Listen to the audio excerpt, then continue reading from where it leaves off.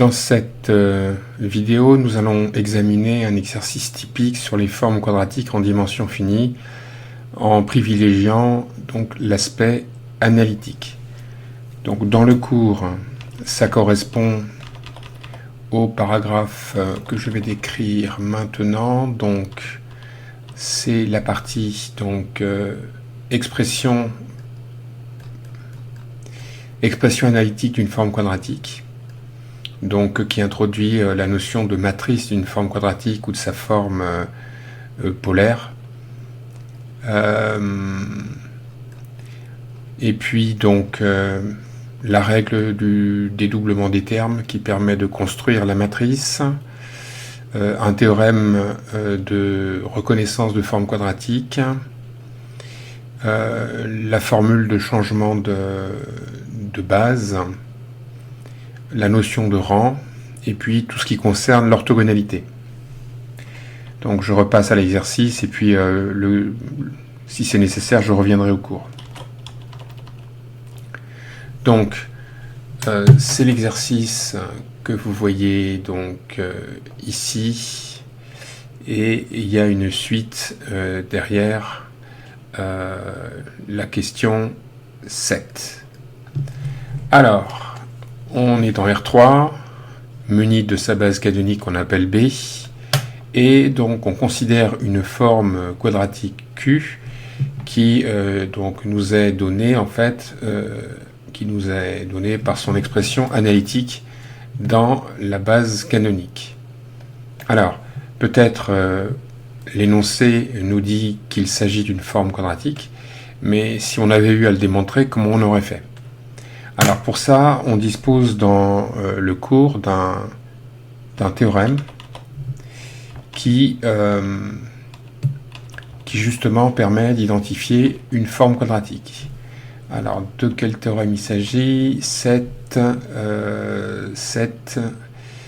ici. Alors plus précisément, c'est exactement là, ce théorème-là.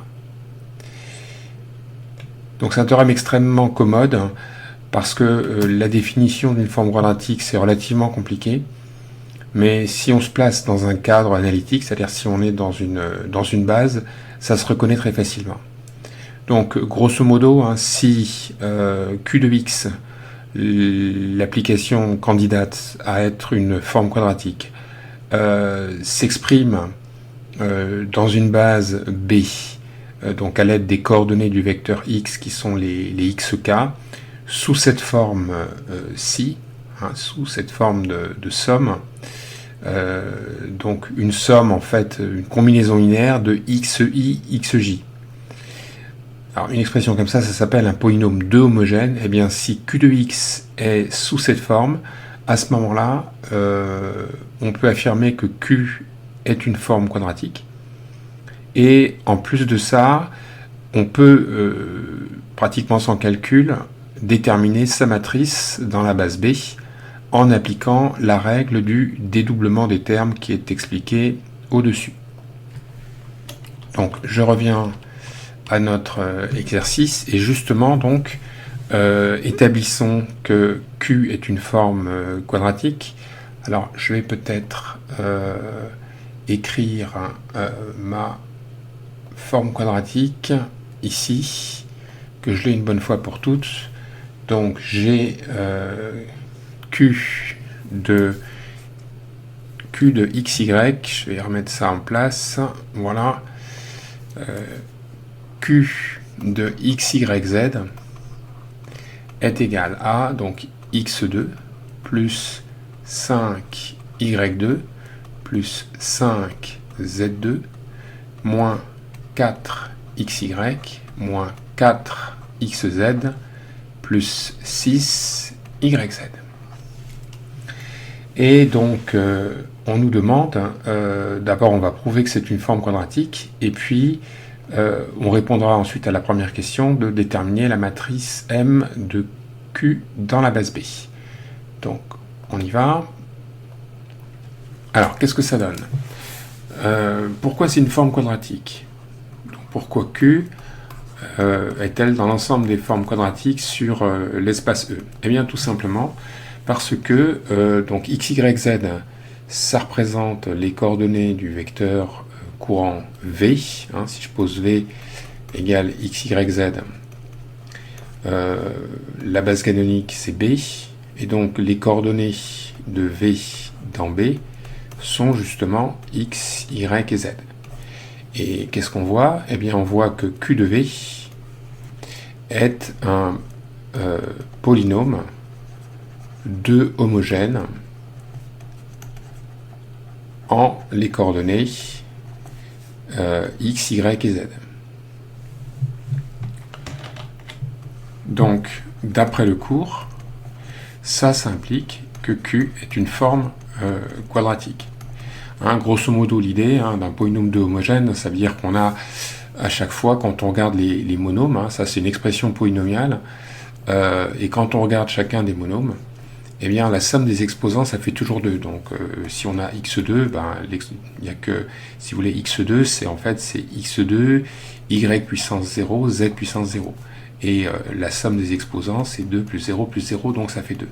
Et c'est le cas pour n'importe quel monôme. Si par exemple je prends 4, moins 4 x z par exemple, bon, bah, c'est moins 4 x puissance 1, y puissance 0, z puissance 1, et la somme des exposants nous fait 2. Voilà. Donc effectivement, Q est bien une forme quadratique, et on peut passer à la première question. Donc attention, quand on travaille avec une forme quadratique, il est pratiquement indispensable de disposer de sa forme polaire. Hein. Donc on a vu ça dans le cours, et donc la forme polaire de Q et Q elle-même admettent par construction, par définition, la même matrice.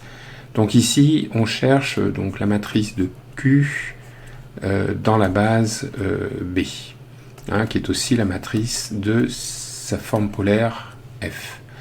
Alors, comment ça s'obtient? Ça s'obtient par la règle du dédoublement des termes qui est expliquée dans le cours. Donc, je vais la mettre en œuvre ici. Donc, je vais peut-être réécrire ma forme quadratique. Donc, Q de V, c'est...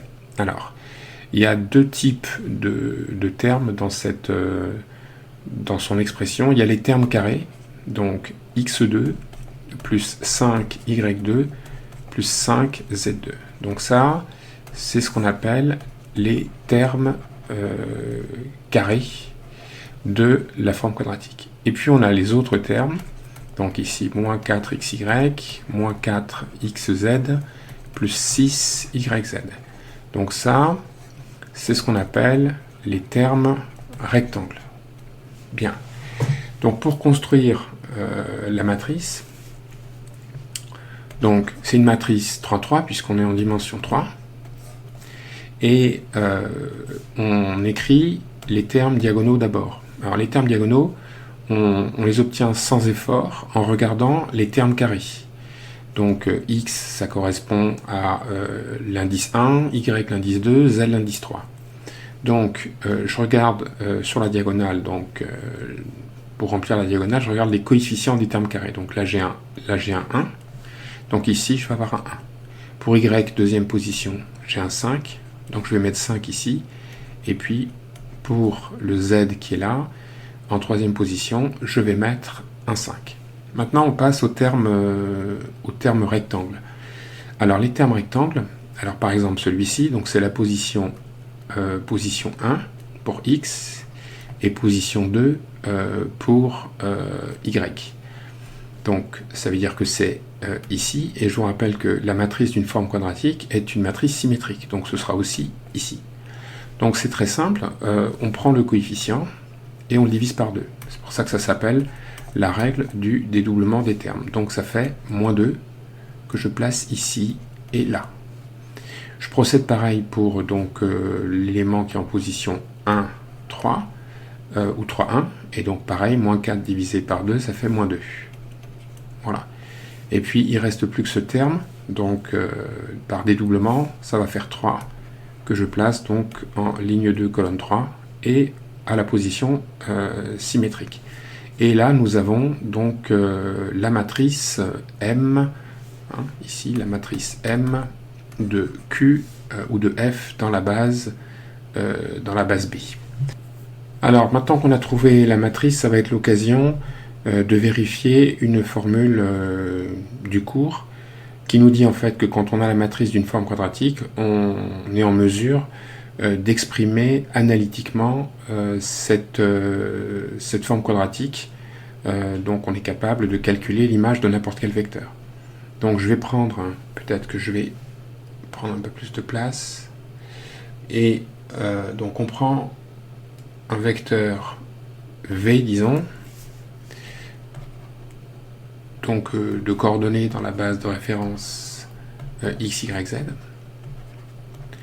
Et puis, en fait, M nous permet de calculer Q de V. Alors, la formule du cours, c'est que Q de V, ça fait transposer de x, M, x. Donc c'est une formule à connaître par cœur. Donc ce que j'appelle x ici, c'est les coordonnées de mon vecteur dans la base B, étant entendu que M est la matrice de Q dans cette même base B. Alors, donc je vais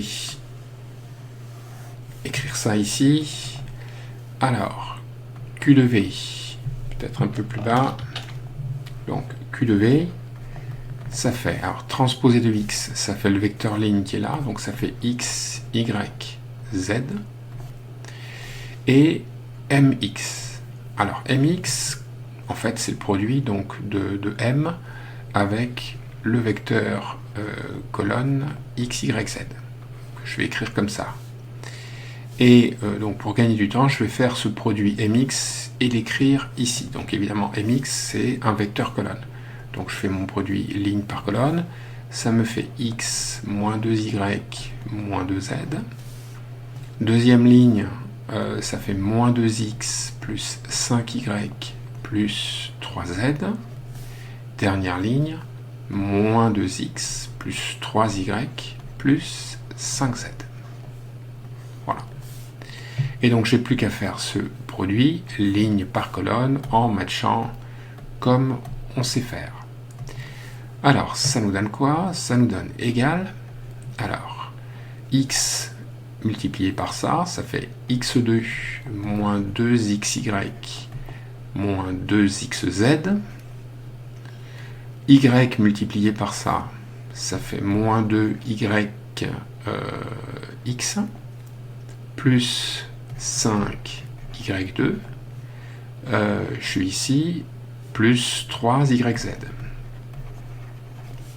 Et puis, z matché avec ça, ça nous fait plus, donc moins en fait, 2zx, plus 3zy, plus z par 5z, ce qui fait 5z2. Et il n'y a plus qu'à regrouper ce qui est regroupable et ordonner. Alors, je vais d'abord donc mettre devant les termes carrés, donc qui sont là. Donc, ça me fait x2 plus 5y2 plus 5z2. Et puis, on va maintenant regarder les termes rectangles. Alors, ils se regroupent par paire. Par exemple, j'ai moins 2xy moins 2yx qui va me faire mon moins 4xy. De même, moins 2xz moins 2zx, ça me fait moins 4xz. Et enfin, le 3yz plus le 3zy me donne le 6yz. Et je peux vérifier que cette expression correspond exactement à l'expression qui était donnée dans l'énoncé. Voilà, donc je pense qu'on a répondu à la question 1, et on passe à la question 2, qui consiste à expliciter dans la base de référence, donc la base canonique B ici, la forme polaire f de Q. Donc je rappelle que même si on travaille sur des formes quadratiques, la plupart du temps, on a besoin de disposer de la forme polaire, par un moyen ou par un autre. Alors, là encore, le cours nous dit ce qu'il en est. Donc, le cours nous explique la liaison qu'il y a entre la matrice et la forme polaire. Donc, c'est expliqué ici, dans ce théorème.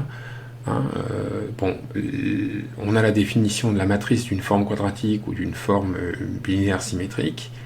Et donc, ici, on a le lien qu'il y a entre matrice et forme quadratique ou forme linéaire symétrique.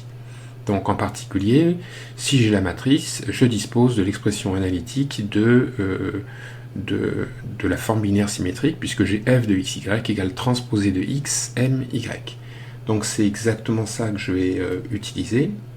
Donc je reviens donc à notre exercice 1 et on va chercher donc à expliciter la forme polaire. Donc on y va.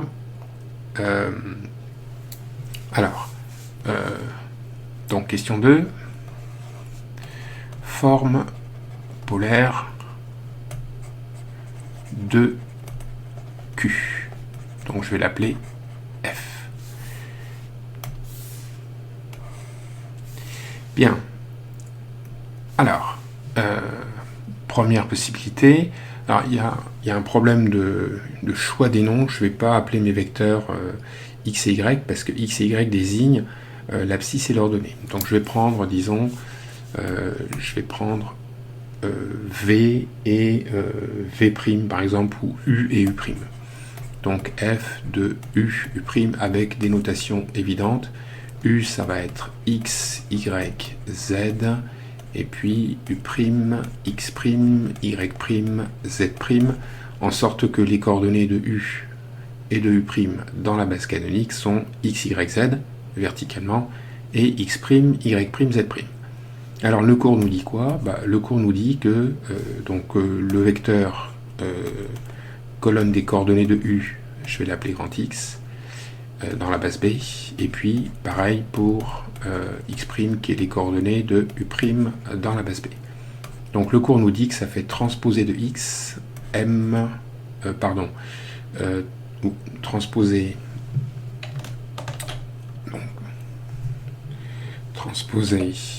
de X, lui là, M, X'.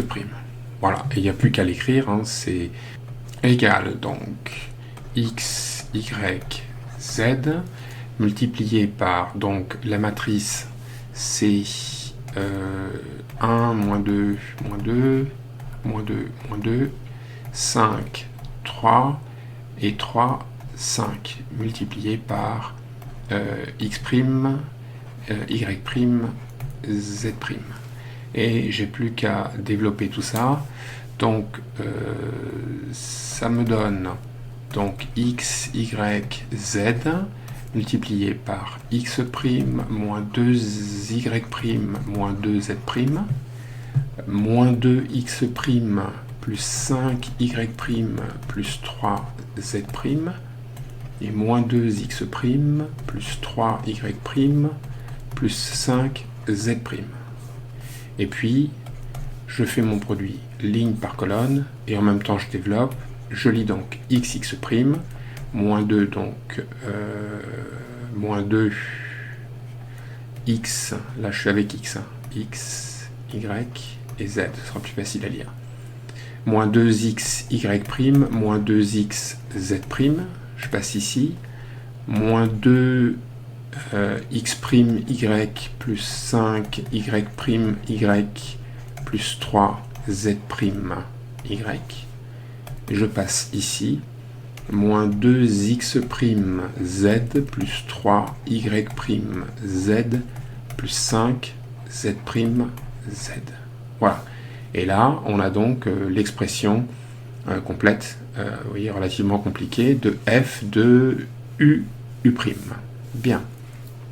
Alors, il y a quand même une autre solution pour traiter ce problème. On peut, en fait, trouver la forme polaire directement. Donc je vais reprendre l'expression de ma forme quadratique. Donc ça me faisait... donc on va mettre autre méthode.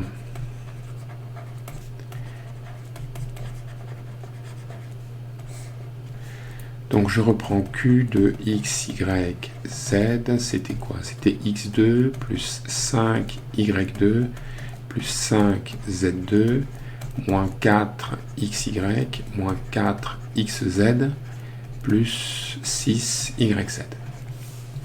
Alors en fait, on polarise assez facilement de la manière suivante.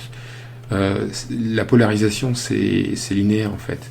Donc il suffit que je polarise chacune des formes quadratiques qui sont là. Tous les termes ici sont des formes quadratiques.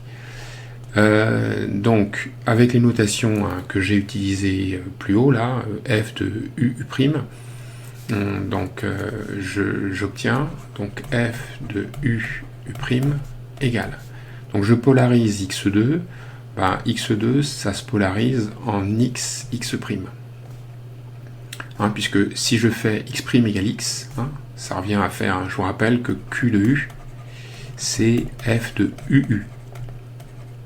Donc chaque fois que je retire le prime, je dois tomber sur l'expression q de x, y, z. Donc si je retire le prime, ça fait x fois x, ça fait x2.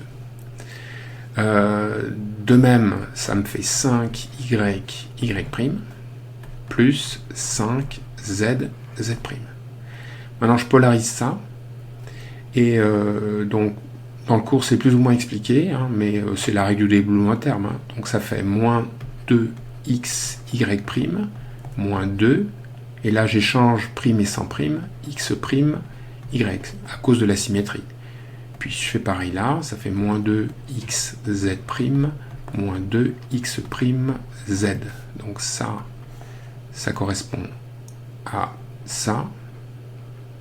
Et puis, donc ça correspond à ça. Et puis pour finir, le 6yz qui se polarise en 3yz' plus 3y'z. Donc ça correspond à ça. Et j'espère que ça coïncide avec ce qu'on avait trouvé, mais apparemment ça semble correspondre. Bien, ben voilà. On a calculé la forme polaire. Alors juste un point quand même. Cette expression n'est pas vraiment pratique. Imaginez que on ait à calculer, moi je sais pas, f de moins 4, 2, 1, et puis moins 3, 2, 3. Si on a ça à calculer, alors c'est pas du tout pratique. Parce qu'il faut aller remplacer à chaque fois, donc on a 6 variables, il faut qu'on aille remplacer au bon endroit la variable sans se tromper, c'est pas du tout pratique. Donc dans les faits, on ne fait pas comme ça, on écrit tout simplement, on fait un produit matriciel. Donc on écrit moins 4, 2, 1, multiplié par la matrice qui était 1, 5, 5, c'était moins 2, moins 2, moins 2, moins 2, 3 et 3. Multiplié par moins 3, 2, 3. Et puis, vous faites votre produit matriciel, mais ça, c'est très simple parce qu'on a des alignements, on a des lignes, des colonnes à lire, et donc les calculs sont beaucoup plus simples. Bien, on peut regarder la suite de l'exercice. Je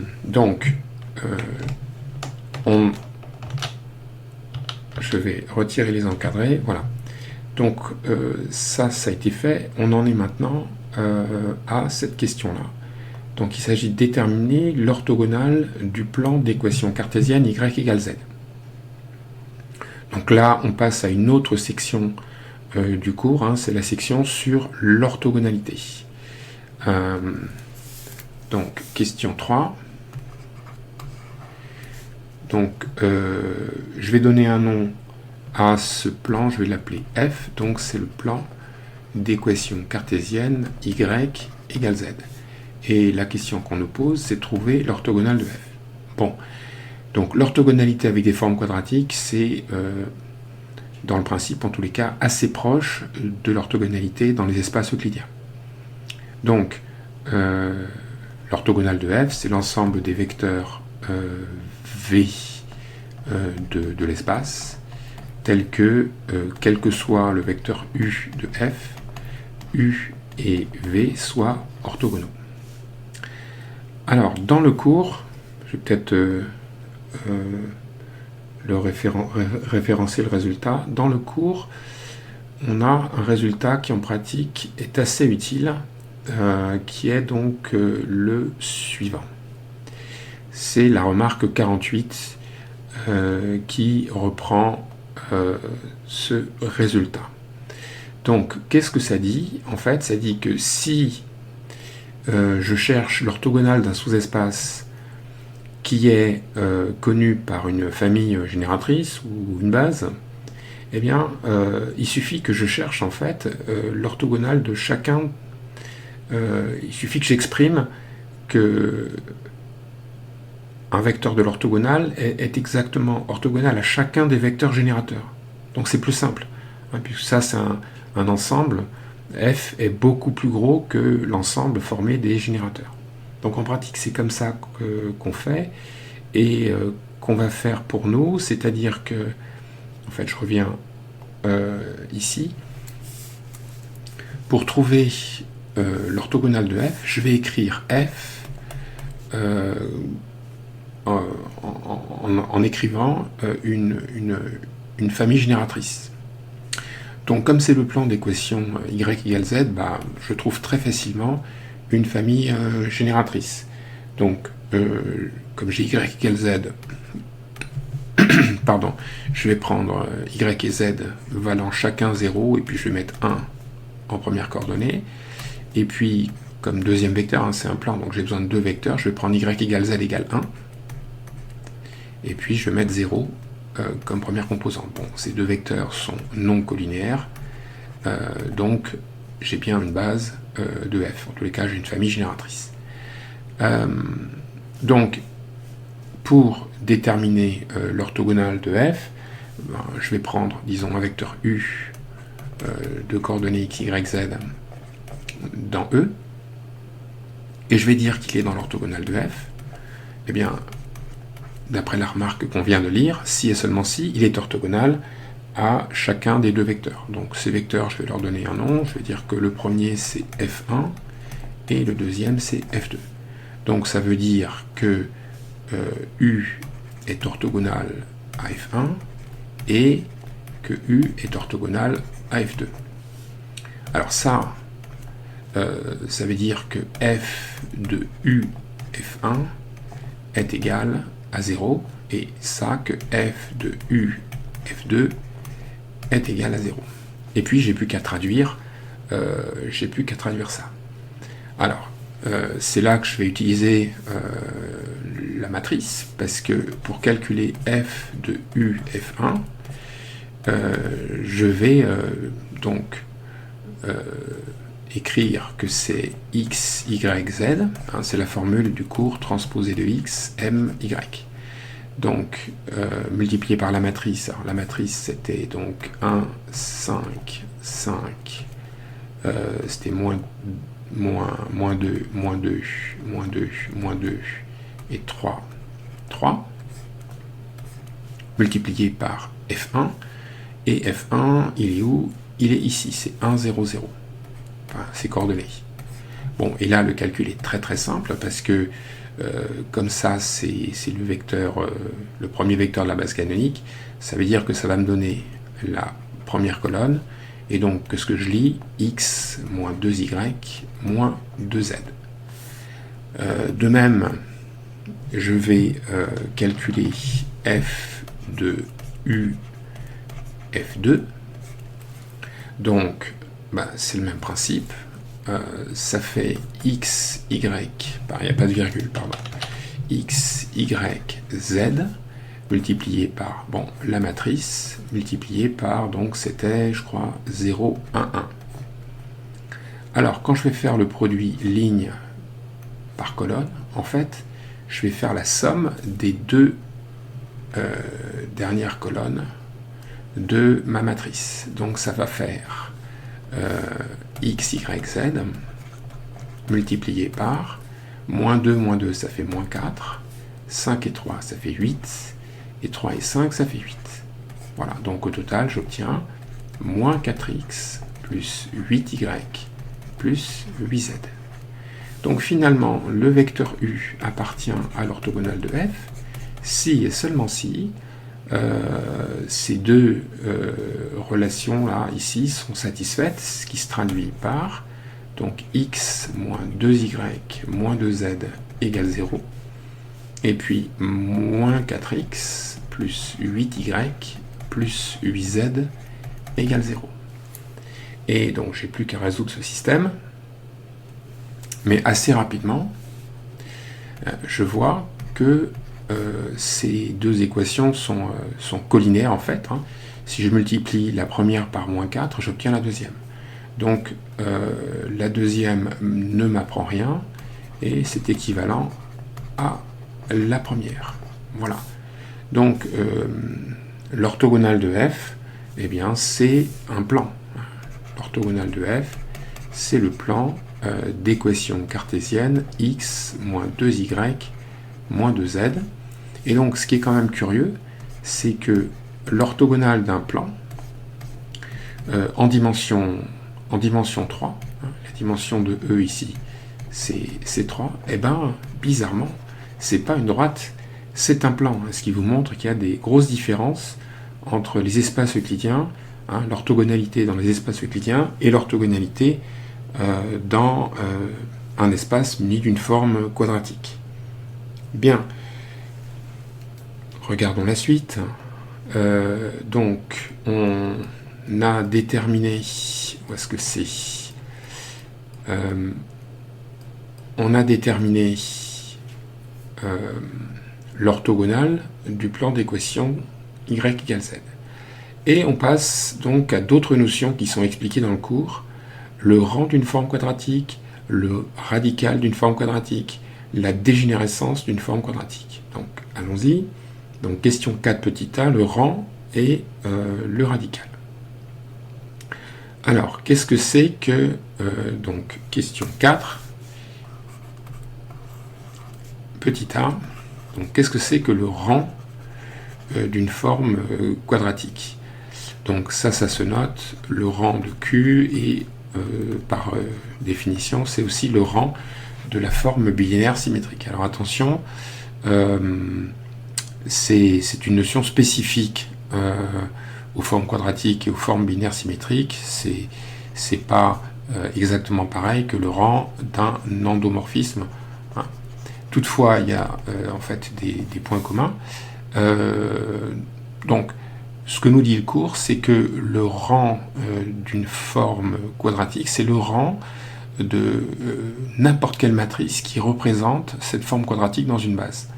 Parce qu'il se trouve que tous les rangs de ces matrices sont les mêmes. Donc ici, le rang de Q, c'est tout simplement le rang de M. Donc, c'est donc le rang de la matrice. Alors, je vais la réécrire si je la vois là. Donc, c'était donc 1, moins 2, moins 2, moins 2, moins 2, c'était 5, 3, 3, 5. Voilà. Et donc, je vais calculer le rang de cette matrice par le pivot de Gauss vertical. Donc, cette matrice, donc M, elle a même rang que la matrice, donc je multiplie par 2 ici, et j'additionne là. Donc ça fait 1, moins 2, moins 2. Ça me fait 0, c'est ce que je voulais. Moins 4 plus 5, ça fait 1. Et puis 2 fois moins 2, ça fait moins 4 plus 3, ça fait moins 1. Et puis, je fais pareil ici, je vais tuer le moins 2 en multipliant donc, pareil, je multiplie par 2 la colonne, et puis j'additionne cette fois ici. Et j'obtiens donc 0, comme je souhaitais, moins 4 plus 3, ça fait moins 1, et puis moins 4 plus 5, ça fait 1. Voilà. Donc le rang de M est le même que le rang de cette matrice. Cette matrice est déjà échelonnée sur 2 colonnes, donc son rang c'est au-2, et il est manifeste que les 2 vecteurs qui sont ici sont collinéaires, ils sont opposés même, par conséquent le rang c'est exactement 2. Donc le rang de Q c'est 2. Donc ça c'était pour le premier point, c'était le rang d'une forme quadratique. Mais on nous parle aussi du radical d'une forme quadratique. Donc je vais peut-être le mettre ici. Le radical d'une forme quadratique. Donc le radical de Q. Alors il y a d'autres termes qu'on emploie. On emploie aussi le noyau de Q. Mais c'est un terme que je n'aime pas trop. Et puis, en fait, donc qu'est-ce que c'est que le radical de Q, hein, si vous regardez dans le cours, le radical de Q, donc que je vais noter comme ça, c'est tout simplement l'orthogonale de E. Donc c'est l'ensemble des vecteurs, disons V de E, qui sont orthogonaux à tous les vecteurs de E. Donc tel que, quel que soit U dans E, U est orthogonal à V. Bien. Donc en fait, calculer un radical, c'est calculer a priori un orthogonal, un petit peu comme on a fait tout à l'heure. Alors ça s'appelle aussi le noyau de Q, parce qu'on peut démontrer que c'est le noyau d'une certaine application linéaire, mais il faut faire attention qu'on pourrait penser que le noyau de Q, ce serait l'ensemble des vecteurs V de E, tel que Q de V égale 0. Et ça, c'est pas du tout ce qu'on appelle le noyau de Q. Hein. C'est pas du tout le radical de Q. Donc c'est pour ça que j'aime pas trop employer ce terme de noyau de Q, même si c'est relativement courant. Alors le cours nous dit aussi comment on fait pour calculer le noyau. En fait, si donc on a la matrice M de Q dans une base B, eh bien, le cours nous dit la chose suivante, c'est que si je considère un vecteur x de E ayant, disons, comme coordonnée grand X dans la base B, eh bien, le vecteur x sera dans le noyau de Q, si et seulement si, en fait, mx est égal à 0. Donc, d'une certaine façon, ça veut dire, hein, je vais mettre ça entre guillemets, ça veut dire que x est dans le noyau de grand M, de la matrice grand M. Voilà, donc ça permet très facilement de calculer le noyau, parce que ça revient donc à trouver le noyau en fait d'une application, comme si on calculait le noyau d'une application linéaire. Donc je vais le faire, je vais réécrire donc la matrice ici, puis on va tranquillement chercher son noyau par le pivot de Gauss vertical. Donc ma matrice M, c'était donc à nouveau 1, 5, 3, 3, 5, moins 2, moins 2, moins 2 et moins 2. Voilà, donc j'applique le pivot de Gauss vertical. Donc ici j'ai C1, C2, C3, que je vais d'ailleurs... oui, je vais laisser comme ça, c'est bon. Donc 1, moins 2, moins 2.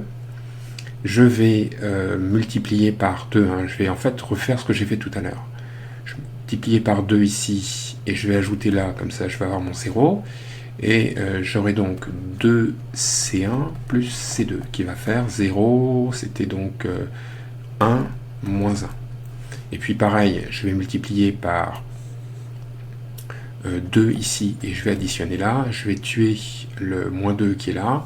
Et ça correspond donc à 2C1 plus C3. 2C1 plus C3. Et on avait trouvé 0, moins 1, 1. Je crois, hein, je vais vérifier que c'était bien ça. 1, moins 1, moins 1, 1. Ouais, c'est ça. Et puis c'est fini, parce qu'en fait, d'abord je sais que le noyau, entre guillemets de cette matrice va être de dimension 1, puisque j'ai vu que le rang c'était 2. Je fais la somme de ces deux vecteurs, ils sont collinaires, c'est comme ça que je vais trouver le noyau. Hein. Ils sont collinaires, donc pourquoi ils sont collinaires? Parce que si je fais la somme de ces deux vecteurs, eh bien ça fait 0. Et donc ça me fait donc 4C1 plus C2 plus C3 égale 0. Et donc le noyau, hein, l'orthogonale de E, c'est donc le sous-espace engendré par le vecteur de coordonnées 4, 1, 1. Ce qui répond à la question qui nous était posée. Alors, donc le rang c'est fait, le radical c'est fait, la dégénérescence. Donc, alors qu'est-ce que ça veut dire qu'une forme quadratique est donc non dégénérée, hein, c'est ça qui est le plus intéressant. Donc Q est non dégénéré. Par définition, c'est dans le cours. Donc si et seulement si, l'orthogonale de E est réduit à 0. C'est-à-dire c'est la situation qu'on a dans un espace euclidien, hein, où l'ensemble des vecteurs qui sont orthogonaux à tous les vecteurs, il n'y a que le vecteur nul. Donc ça c'est la situation souvent la plus intéressante. Donc ici, est-ce que Q est non dégénéré? Certainement pas, puisque l'orthogonale de E n'est pas réduit à 0. Donc ici, Q est dégénéré. Voilà, et il n'y a rien de plus à dire. Bien, continuons. Alors, c'est la question sans doute la moins simple. On nous demande d'expliciter une base orthogonale B' de l'espace E pour la forme quadratique Q et de donner la matrice de Q dans cette base. Et on peut faire ça de deux façons. Donc pour l'instant on ne peut faire que le petit a, et le petit a consiste à utiliser alors la question 3 qui est ici et la question qui est en dessous, la question donc 4 petit a, en utilisant donc le radical de Q, et donc question 3, l'orthogonale de F. Alors, regardons comment on peut faire ça, donc question 5 petit a.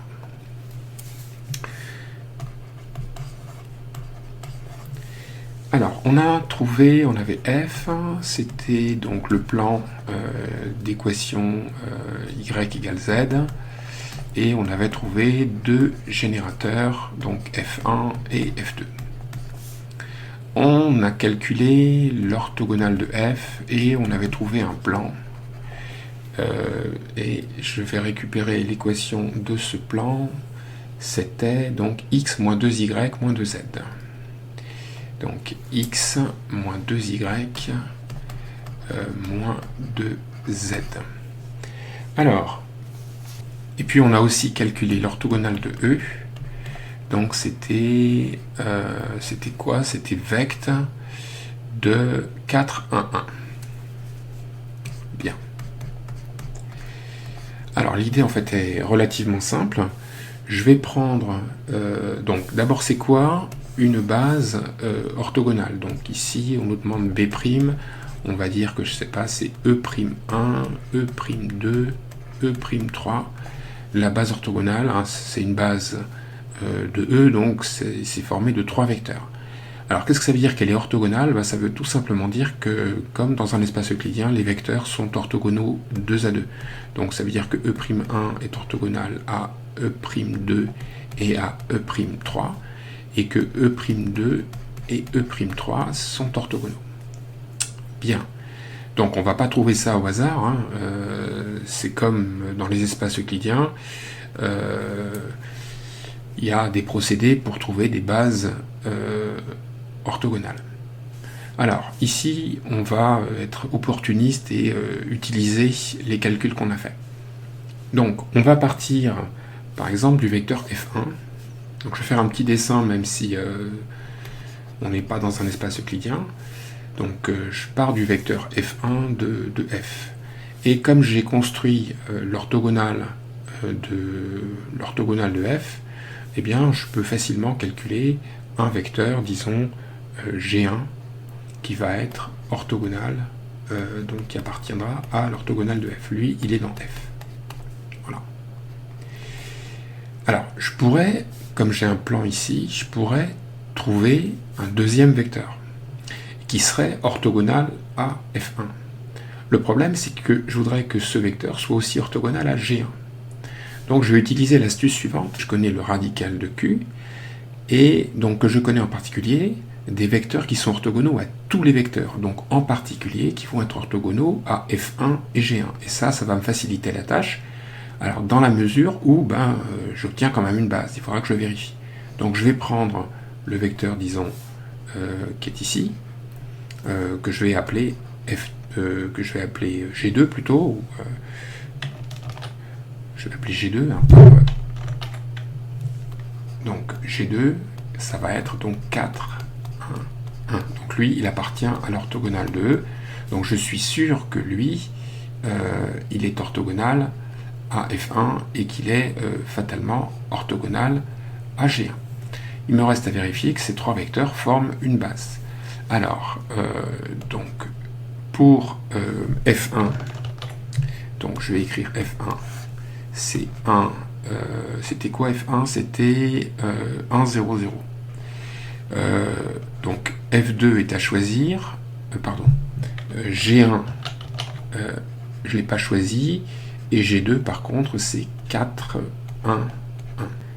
Donc comment choisir G1? G1 doit appartenir à l'orthogonale de F, donc ces coordonnées doivent vérifier, donc là j'ai oublié égal 0, doivent vérifier x égale 2y, ou 2 facteurs de y plus z. Donc le plus simple que je peux essayer, c'est de prendre 1, moins 1, et de mettre 0 ici. Voilà. Donc 1 et moins 1. Et comment je peux vérifier facilement que ça c'est une base? Tout simplement, c'est évident, parce que si je regarde le déterminant de cette famille, c'est le déterminant de ce vecteur, de cette matrice, et ce déterminant, le déterminant, il vaut 2, il n'est pas nul. Donc F1, G1, G2, eh bien c'est ma base B', et c'est une base orthogonale de E pour Q.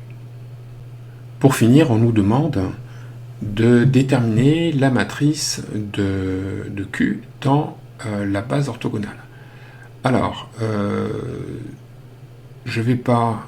le cours donne des éléments sur cette question dans la section, dans une section spécifique, mais on n'a pas besoin d'avoir des connaissances là-dessus. Il suffit juste de savoir ce que c'est qu'une base orthogonale. Alors, la matrice de Q dans la base B' s'obtient en appliquant la définition de la matrice d'une forme quadratique dans une base. Donc je sais d'une manière générale, d'après le cours, que la matrice M de F ou de Q dans une base, eh bien c'est la matrice des F de EI, EJ, donc où I et J sont compris entre 1 et N. Donc ce qui joue le rôle des vecteurs ici, c'est F1, G1 et G2. Mais comme les vecteurs sont 2 à 2 orthogonaux, F de F1, G1 par exemple, comme F1 et G1 sont orthogonaux, ça va faire 0. Donc 0 ici et 0 là, puisque la matrice est symétrique. Pareil pour F1 et G2, donc ça me fait un 0 ici et un 0 là. Et puis pareil entre G1 et G2, ça me fait un 0 ici et un 0 là. Donc je vois qu'en fait il me reste que les coefficients diagonaux. Et les coefficients diagonaux, qu'est-ce qu'ils valent? C'est spécifié dans le cours. Bon, c'est ici, je vais avoir, d'après la définition qui est là, je vais avoir F de F1, F1. Autrement dit, je vais avoir Q de F1. Bon, et ben ça, je peux le calculer parce que j'ai la matrice. J'ai la matrice et puis j'ai les vecteurs. Hein. Les vecteurs, où est-ce qu'ils sont? Ils sont là. Donc c'est 1, 0, 0. Donc on y va, ça fait 1, 0, 0, multiplié par la matrice. Donc la matrice, c'était donc sur la diagonale 1, 5, 5. Ici, moins 2, moins 2, moins 2, moins 2, et 3, 3. Donc multiplié par 1, 0, 0. Donc, comme ici j'ai le premier vecteur de la base canonique, ça me fait donc la première colonne. Et quand je fais le produit ligne par colonne, ben, ça me fait ça fois ça. Donc ça fait juste 1 en fait. Donc ici, j'ai 1. Je calcule de même f de G1, G1 par la même méthode. Donc ça me fait quoi? Alors G1, on a les coordonnées un petit peu plus haut, c'est 0, 1, moins 1. Donc 0, 1, moins 1.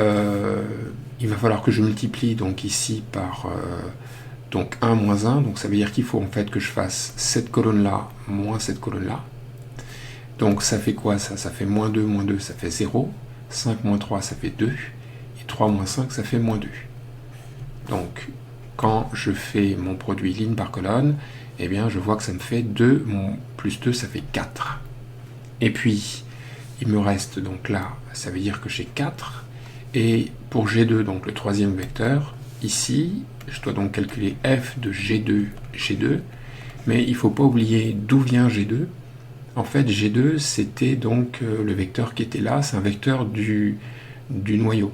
Donc j'ai même pas besoin de faire le calcul, parce que G2 est orthogonal à tout vecteur V de E. Donc en particulier, G2 est orthogonal à lui-même. Donc ça veut dire que f de G2, G2, bah, ça vaut 0. Donc j'ai mon dernier coefficient, 0. Et donc voilà la matrice de la forme quadratique Q dans la base orthogonale B', et on voit que la matrice est une matrice qui est diagonale. Bien, on peut en profiter pour résoudre la dernière question de l'exercice. Donc ça, on ne peut pas le faire pour l'instant, ça non plus. Expliciter un vecteur isotrope V de Q qui soit non nul. Donc ça va être l'occasion de définir ce qu'on appelle, donc c'est la question 7 je crois, un vecteur isotrope d'une forme quadratique. Donc si Q est une forme quadratique sur E, donc V est dit isotrope, si et seulement si Q de V est égal à 0. Donc attention qu'en général, l'ensemble des vecteurs isotropes, donc l'ensemble des vecteurs isotropes, ça s'écrit comme ça, disons, donc c'est ce qu'on appelle le cône isotrope, parce que mathématiquement c'est un cône, et donc ça contient évidemment 0, hein, Q de 0, le vecteur nul de E, ça fait 0. Et donc ici on nous demande de trouver un vecteur isotrope non nul. Alors, a priori, c'est pas totalement évident parce qu'il s'agit d'écrire, donc il s'agit de résoudre l'équation Q de x, y, z égale 0. Et ça, je sais ce que c'est x2 plus 5y2 plus etc. Donc ça fait une équation qui semble compliquée. Mais ici, en ayant répondu à la question précédente, eh bien, en fait, on se rend compte qu'on a un vecteur isotrope, c'est G2.